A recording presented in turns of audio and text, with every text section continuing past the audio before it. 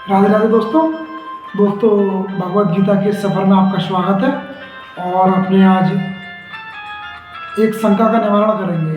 अपनी 19 श्लोकों पर चर्चा कर चुके हैं दोस्तों। शंका ये हुई कि 19वें श्लोक में अपनों ने कौरव की 11 अक्षौणी और पांडवों की 7 अक्षौणी सेना की बात कही।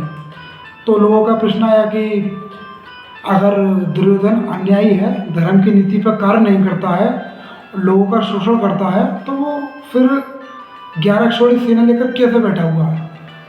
और जबकि पांडव न्यायपूर्ण कार्य करने के बावजूद 7 अक्षौणी सेना के साथ हैं सिर्फ। तो दोस्तों इसका समाधान ये है कि जब पांडवों को 12 साल का वनवास और 1 साल का अज्ञातवास हुआ था, तो वनवास के दौरान दुर्योधन ने जो राज्य किया वो युधिष्ठिर की नीति पर किया। युधिष्ठिर की नीति का माने ये कि वो जनता के सुख को अपना कर्तव्य मानते थे, न्याय करने में विश्वास करते थे।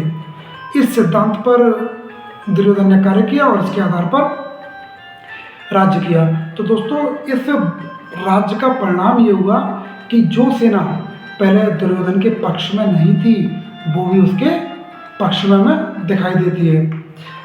अब उसके पास इसका, और दोस्तों दूसरी बात यह कि उसके पास बेसिकली 9 अक्षौणी सेना थी। 2 अक्षौणी सेना उसने चालाकी से अपनी तरफ करी। एक तो कृष्ण की नारायणी सेना और दूसरी मध्यराज शल्य की सेना।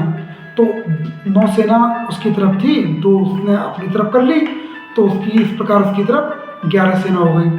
और पांडवों के सामने में उसके साथ 7 अक्षौणी सेना में दिखाई पड़ती है।